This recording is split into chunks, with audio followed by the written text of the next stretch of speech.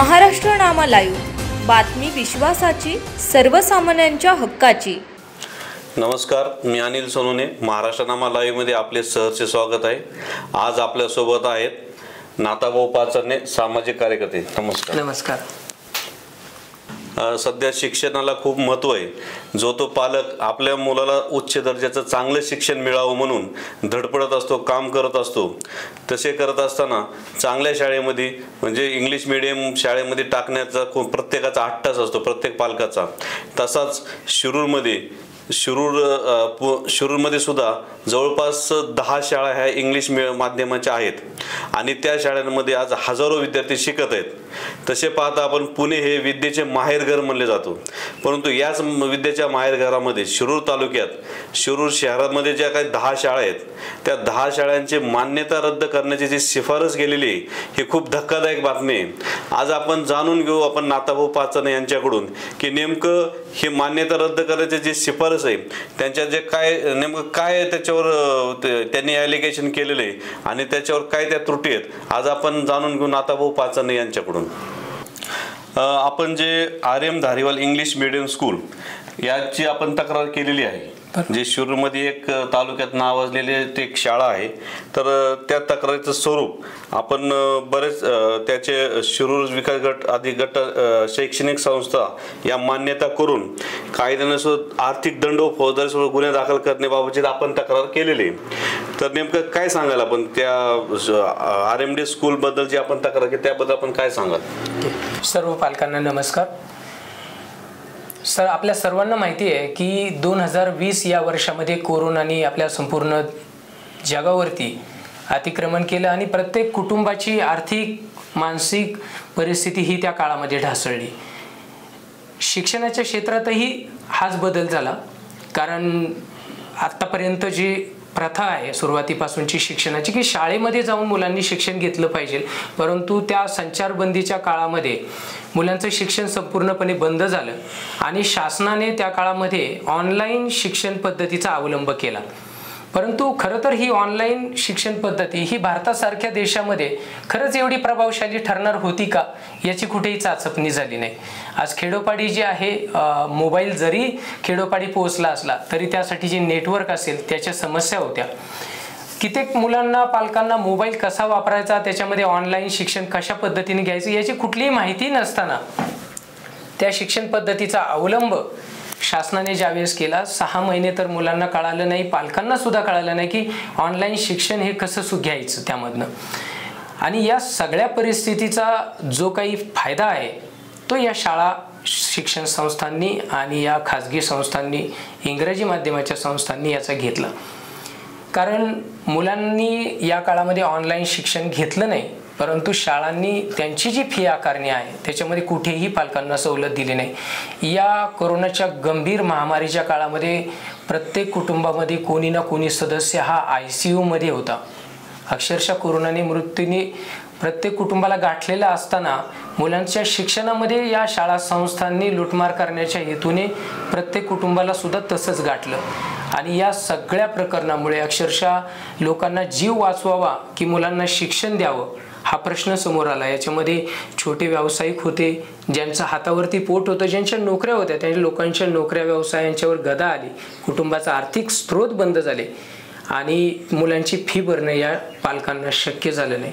गळ्यातलं सौभाग्याचे लेणे मोडून अक्षरशः माझ्या माता भगिनींनी मुलांची फी भरली, परंतु या शाळावाल्यांनी या खाजगी इंग्रजी माध्यमाच्या शाळांनी एवढा प्रचंड तगादाने लोकांचं शोषण केलं की त्याचं मोजमाप करता येणं आजच्या मितीला ते शक्य नाही। या सर्व प्रकरणांचं मी 2021 या वर्षामध्ये शासनाकडे मी याच्याबाबत तक्रार केली की मुलांना शिक्षण दिलं जात नाही, परंतु पालकांची मोठी आर्थिक पिळवणूक केली जाते। आपण याच्यामध्ये शालेय शिक्षण विभागाने लक्ष घालावं आणि त्या अनुषंगाने शिरूर तालुक्यामधून ही एक जी आहे तक्रारीच्या स्वरूपामध्ये एक ठिणगी या चौकशीच्या माध्यमातून पडली आणि पुणे जिल्हा शिक्षण विभाग, प्राथमिक शिक्षण विभाग या शिक्षण विभागाकडनं या शिरूरमधल्या 10 नामांकित संस्था यांच्या शाळांची चौकशी सुरू झाली। बालकांचा मोफत व सक्तीच्या शिक्षणाचा कायदा शासनाने सुरू केला का तर खेडोपाडी मुलांना शिक्षण मिळालं पाहिजे, प्रत्येक वाड्यापाड्यावरती मुलांना शिक्षण मिळालं पाहिजे.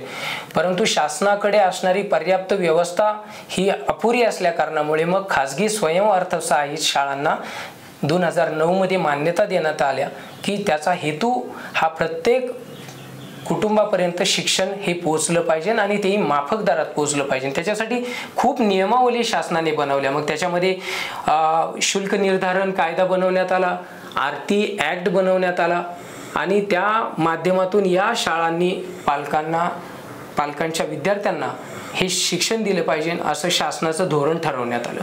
परंतु या शासनाच्या धोरणाला नियंत्रित करण्यासाठी शासनाचे प्रशासकीय अधिकारी असतील, शासकीय अधिकारी असतील, हे मात्र अतिशय अपयशी ठरलेले आहेत. कारण आज शिरूर तालुक्यामध्ये ज्यावेळेस 10 शाळांची चौकशी लागली, आमच्या शिरूर तालुक्यामध्ये 10 शाळा आहेत आणि त्या 10 शाळांची चौकशी ज्यावेळेस लागली तर त्यामध्ये एक पण शाळा आज अशी नाही आहे की जिचा कारभार हा स्वच्छ आहे.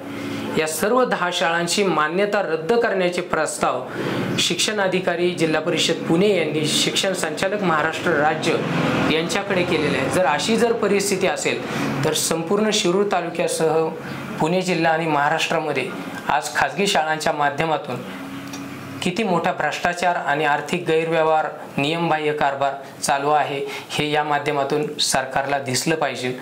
म्हणून या सर्व प्रकरणाचा मी अतिशय खोलात जाऊन अभ्यास करून शासनाला चौकशी करण्याला भाग पाडून आपण याचे सर्व अहवाल आरटी ॲक्ट 12क नुसार आणि 12ख नुसार हे शासनाकडे सादर झालेले आहेत. आपण दररोज एका शाळेची मी जे आहे एका शाळेची आपणासमोर सखोल माहिती देणार आहे, ज्यामध्ये 12क ची समिती जी आहे जिल्हा परिषद प्राथमिक विभाग यांच्याकडनं जे आहे नेमण्यात आलेली होती आणि त्यानुसार 24/5/2022 किसन दत्तोबा भुजबळ जे केडी भुजबळ नावाने एक सिंघम अधिकारी पुणे जिल्ह्यातले आहेत, जे चौकशी अधिकारी म्हणून मला शासनाने नियुक्त करून दिलेले होते, त्यांनी जिल्हा परिषदेला अहवाल सादर केलेला आहे. त्यामध्ये आज आपण सर्वप्रथम पाहूयात RM Dhariwal English medium school Shirur या शाळेचा जो काही गैरव्यवहार आहे, नियमबाह्य कारभार आहेत आणि काय या शाळेच्या कारभारामध्ये त्रुटी आहेत त्या मी आपल्या सर्व प्रेक्षकांच्या निदर्शनास आणून देतो. कारण अतिशय गंभीर अनियमितता या शाळांच्या माध्यमातून झाल्याने मी अगदी मुद्देसूद काही मुद्दे आपणा सर्व मांडणार आहेत. RM Dhariwal English medium school ही शिरूर शिक्षण प्रसारक मंडळाच्या एका नामांकित संस्थेची ही एक इंग्रजी माध्यमाची शाळा आहे आणि या शाळेमध्ये जवळपास 1,500 ते 2,000 विद्यार्थी अगदी नर्सरीपासून तर 12वी पर्यंत या शाळेमध्ये शिकत असतात. या शाळेला ज्यावेळेस शासकीय विभागाकडनं शिक्षण विभागाकडनं मान्यता देण्यात आली होती त्यावेळेस 1ली ते 7वी आणि 8वी ते 12वी अशा 2 शाळांना मान्यता दिलेली होती.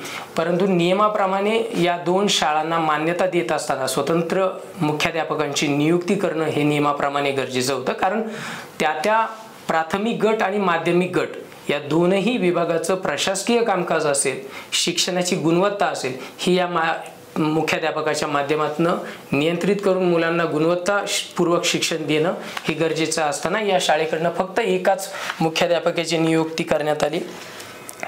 1995-96 पासून ही शाळा सुरू झाल्यापासून या शाळेतील एकाही शिक्षकाला नियुक्तीचा आदेश देण्यात आलेला नाही.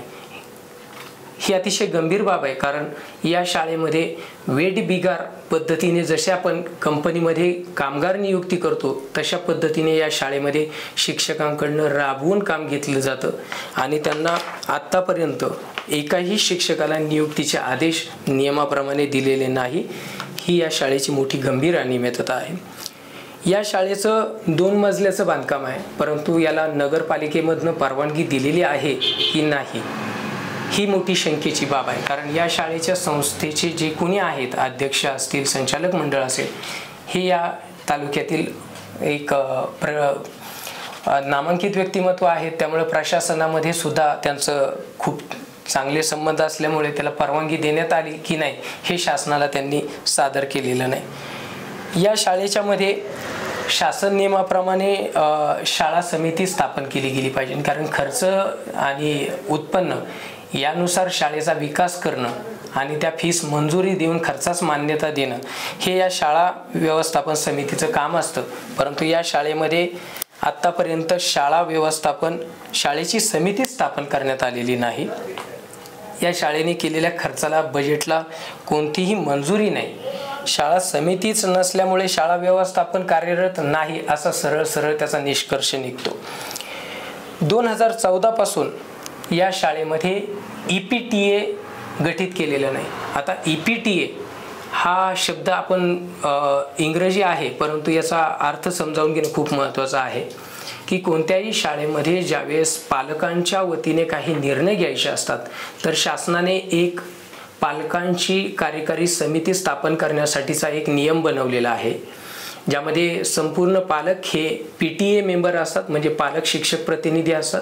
आणि या पालकांची प्रतिनिधी म्हणून EPTA ही समिती बनवली जाते. प्रत्येक तुकडीचा प्रत्येक वर्गाचा एक पालक आणि एक शिक्षक या समितीचा सदस्य असतो. परंतु या शाळेमध्ये 2014 पासून ती EPTA नियमानुसार स्थापना केली गेली नाही. EPTA ही जी आहे ही स्टॅट्युटरी कमिटीमध्ये जाते, कारण EPTA घेतलेले निर्णय हे शासनाने घेतलेले निर्णय आहेत पालकांच्या वतीने, असं ते ग्राह्य धरलं जात असतं. त्यामुळे EPTA बैठकीमध्येच शाळांनी किती शुल्क आकारलं पाहिजे शैक्षणिक वर्षामध्ये हे ठरवलं जातं. परंतु आज अशी परिस्थिती आहे, EPTA केवळ एक भूषणाचं पद म्हणून पालक घेतात आणि शाळा त्यांच्या अज्ञानाचा फायदा घेऊन त्यांची EPTA बैठकीवरच्या रजिस्टरवरती सह्या करून घेतात, ठरावावरती सह्या करून घेतात आणि पालकांच्या वरती जबरदस्तीने नियमबाह्य पद्धतीने शुल्क आकारणी केली जाते. आणि याचं भान या EPTA सदस्यांना नसतं की आपण केलेल्या ठरावानुसार आज 2,000 ते 2,500 पालकांना या शाळेमधील ही फी भरावी लागणार आहे. आता यामध्ये EPTA सदस्य हे शाळांच्या मर्जीमधले लोक घेतले जातात. हा प्रत्येक शाळेचा आत्तापर्यंतचा चौकशी अहवालातला निष्कर्ष आहे. कारण शिक्षक जर असेल तर त्याची पत्नी त्या EPTA मेंबरमध्ये घेतली जाते. जर ती पत्नी शिक्षिका असेल तर तिचा पती त्या EPTA मध्ये घेतला जातो, जेणेकरून शाळेच्या संस्थेचं या EPTA सदस्यांवरती नियंत्रण असलं पाहिजे. आणि ते मग अशा ठरावावरती सह्या करून देतात पालकांना. त्यामुळे नियमबाह्य पद्धतीला फी वसुलीला सामोरं जावं लागतं. आणि याचं दोषी खरं हे EPTA मेंबर आहेत, कारण ते पालकांची मोठ्या प्रमाणात फसवणूकच करत आहेत. शाळेची मर्जी राखण्यासाठी फी किती असली पाहिजे हे EPTA मेंबरांना कुठेही ज्ञात नसतं आणि ते ठरावावरती सही करून देत असतात. या शाळेमध्ये पालक संघाची शिक्षक पालक संघाची एकही सर्वसाधारण सभा आजतागायत घेण्यात आली नव्हती. हे चौकशी अहवालामध्ये समोर आलेलं आहे. जर सभाच घेण्यात आली नाही तर शाळेची फी कशी निर्धारित केली याबद्दलची पालकांना कोणतीही माहिती देण्यात आलेली नाही. या शाळेचं 2018 पर्यंत ऑडिट झालं होतं, परंतु 2018 नंतर या शाळेचं नियमाप्रमाणे ऑडिट झालेलं नाही. आणि ऑडिट झालेलं नसताना सुद्धा मात्र प्रशासकीय अधिकारी या शाळांना संच मान्यता देतात, गट शिक्षणाधिकारी या शाळांना पुढील प्रवेशासाठी परवानगी देत असतात. ही खरोखर विचार करण्याची बाब आहे, कारण या शाळांना जर नियमबाह्य कारभार आहे तर त्यांच्या UDIS वरती ही माहिती भरणं गरजेचं असतं की शाळांना मान्यता आहे की नाही आहे, त्यासंबंधी त्यांच्याकडे परवानगी आहेत की नाही आहेत. परंतु या सर्व मान्यता आहेत की नाही हे निष्कर्ष न पाहता UDIS वरती यांना मान्यता दिली जाते, ही गंभीर बाब आहे. या शाळेने 2018-19 या वर्षामध्ये विद्यार्थ्यांकडनं इमारत निधी गोळा केलेला आहे. प्रत्येक प्रवेशाच्या वेळेला इमारत निधी म्हणून काही रक्कम विद्यार्थ्यांच्या फीमध्ये ही शाळा गोळा करत असते. हे नियमाप्रमाणे नाही. या 2018-19 या एकाच वर्षात इमारत निधीच्या नावाखाली या शाळेने 40,44,125 एवढ्या प्रचंड रकमेचा इमारत निधी विद्यार्थी आणि पालकांच्याकडून वसूल केलेला आहे.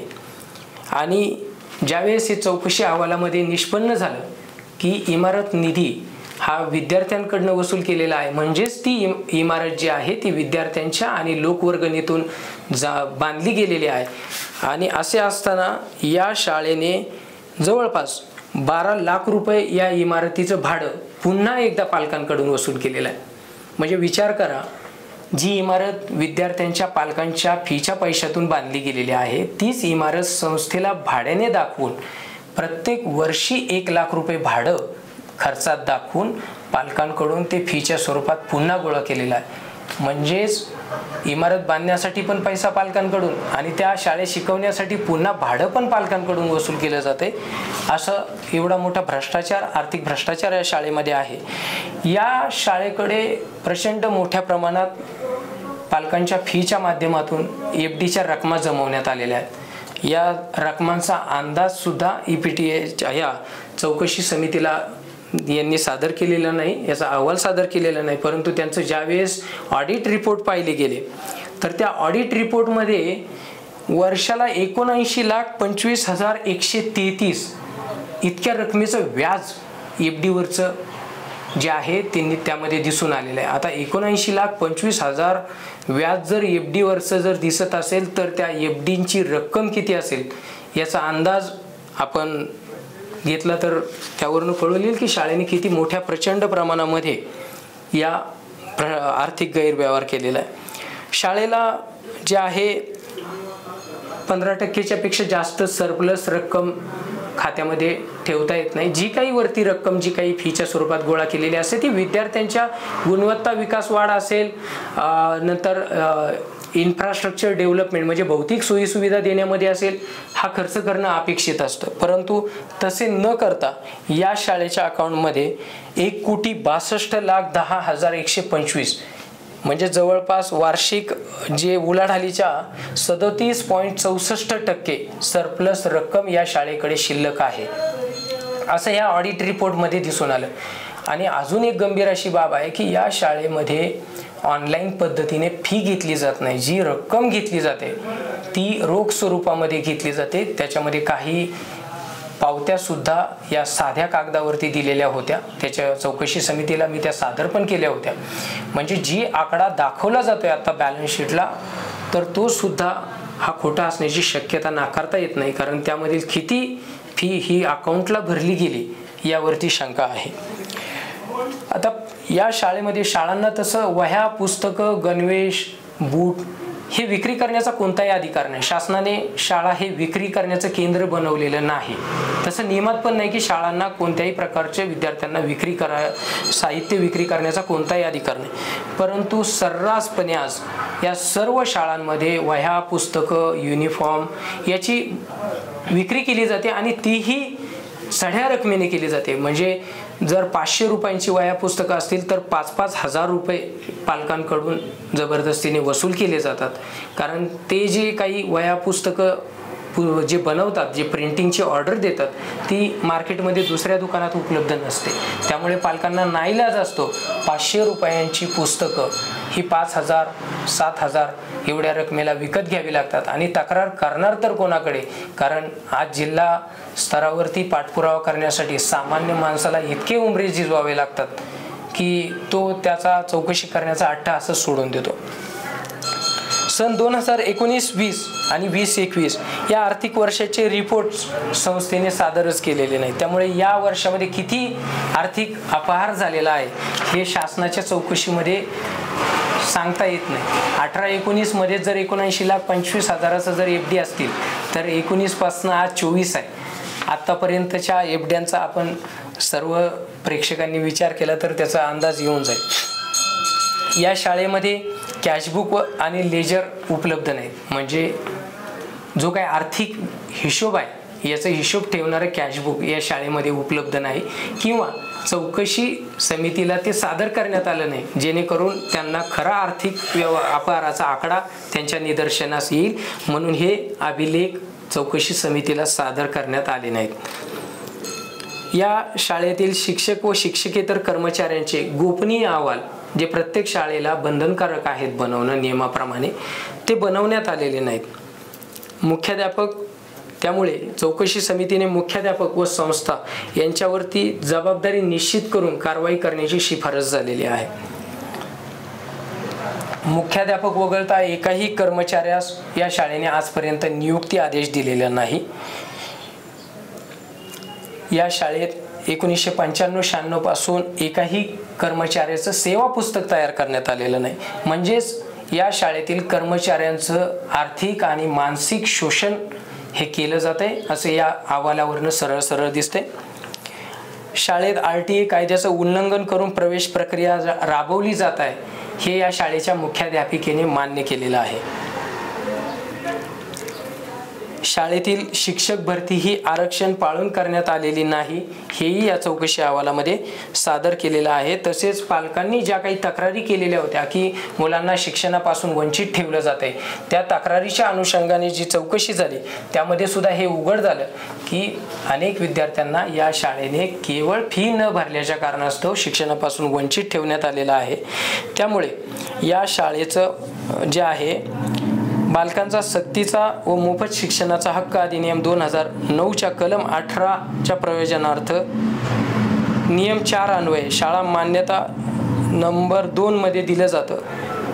या सर्व अटींचं उल्लंघन केलेलं आहे आणि या शाळेची मान्यता चौकशी समितीने काढून घेण्याची शिफारस या चौकशी अहवालामध्ये केलेली आहे. शाळा व्यवस्थापनाने व EPTAने 2020-21च्या फीमध्ये 20% सवलत देण्याचा निर्णय घेतला होता, परंतु मुख्याध्यापिका यांनी त्याचं पालन न करता सक्तीने पालकांकडून ही फी वसुली केलेली आहे आणि शासन व माननीय न्यायालयाच्या आदेशाचं पालन केलेलं नाही आणि शाळेने पालकांची आर्थिक फसवणूक केलेली आहे. त्यामुळे या मुख्याध्यापिकेवरती कायदेशीर कठोर कारवाई करण्यात यावी अशी शिफारस या चौकशी अहवालामधून सादर करण्यात आलेली आहे. यासह शाळेमध्ये भौतिक सोयीसुविधा यांची शासन नियमाप्रमाणे पूर्तता नाही.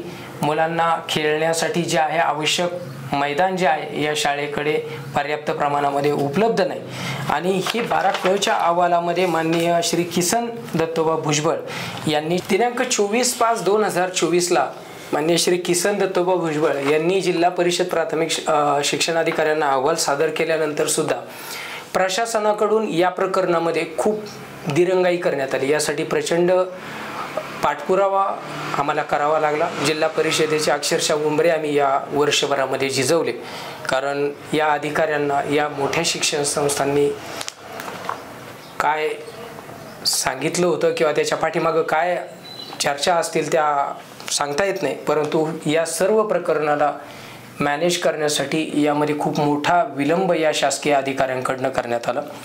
परंतु या सर्व काळामध्ये आम्ही प्रचंड पाठपुरावा या अधिकाऱ्यांच्या पाठीमागं केल्याने या अधिकाऱ्यांना या शाळेंच्या सुनावण्या घ्याव्या लागल्या. त्याच्यामध्ये शाळांना त्यांनी बाजू मांडण्याच्या संधी दिल्या आणि त्यांचं म्हणणं काय या सर्व निष्कर्षावरती ते त्यांना मांडण्याच्या संधी दिल्या.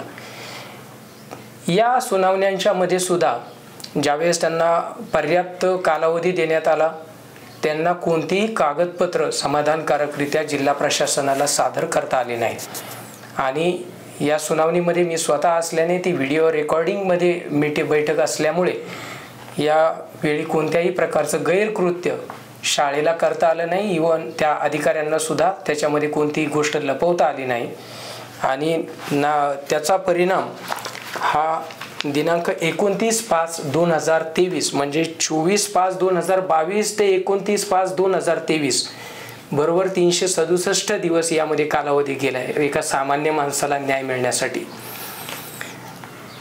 त्यानुसार जिल्हा परिषद प्राथमिक शिक्षण विभाग यांनी RTA ॲक्ट 2009च्या जो आहे त्याच्या 12ख नुसार या शाळांची मान्यता तपासण्यासाठी एक समिती निर्धारित केली.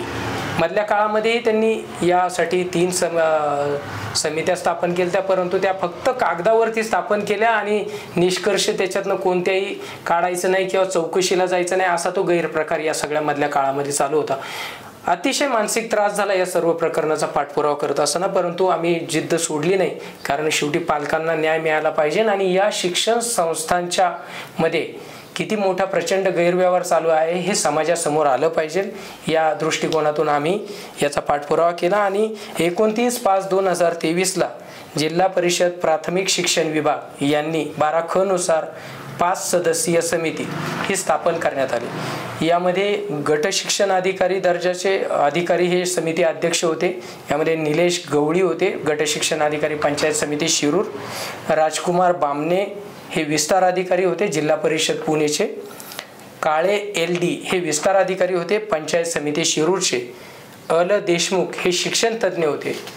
आणि माननीय खुडे सर हे पत्रकार, या आपला आवाज या चॅनलचे पत्रकार या समितीमध्ये त्याची नियुक्ती ही जिल्हा प्रशासनाकडनं करण्यात आली.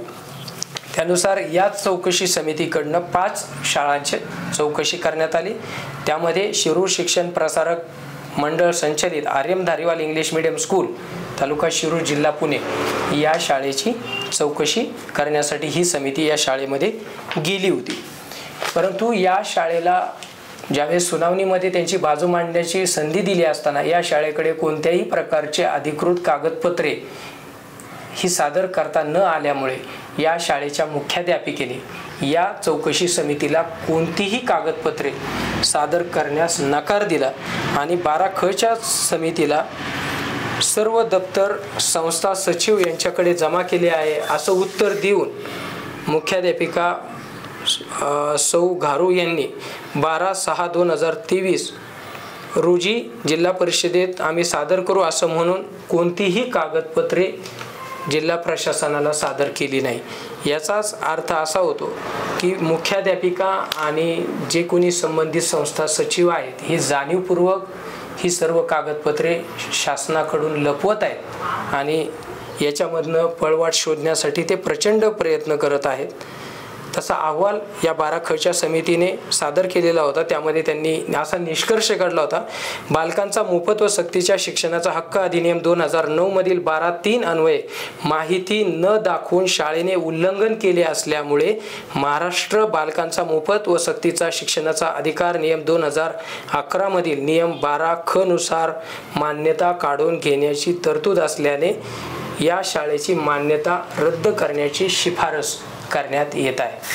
आता सर्व प्रेक्षकांना या माध्यमातून एक सांगतो की या सर्व शाळा या एवढा मोठा प्रचंड गैरव्यवहार करत असताना प्रशासनाचे अधिकारी सुद्धा यामध्ये सामील असण्याची शक्यता आहे. कारण 1 वर्ष लागतं एका शाळेचा गैरव्यवहार ज्यावेळेस समोर येत असतो आणि तिच्यावरती चौकशी करण्यासाठी 1 वर्ष या शासकीय अधिकाऱ्यांकडनं वेळ काढूपाना केला जातो.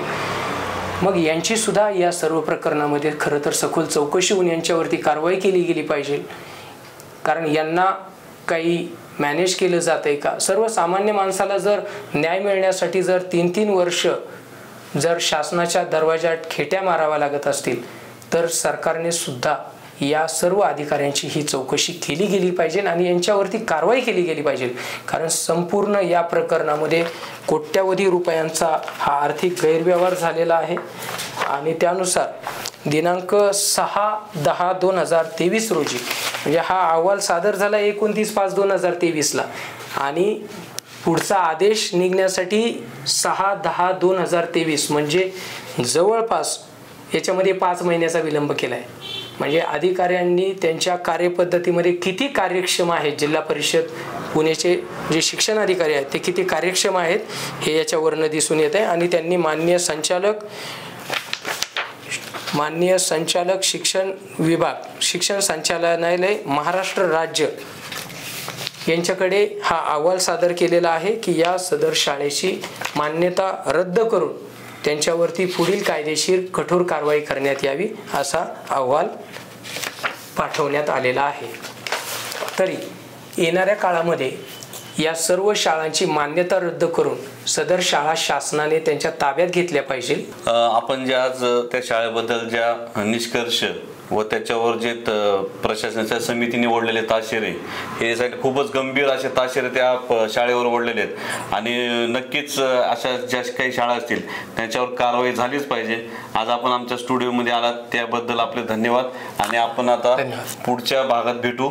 लवकरच एक नवीन शाळा त्या शाळेचे त्याच्यावर समितीने ओढलेले ताशेरे आणि त्यांच्यावरचे जे नियम रद्द ती शाळा रद्द का करण्यात यावी हे नवीन एका दुसऱ्या भागात भेटू. नमस्कार.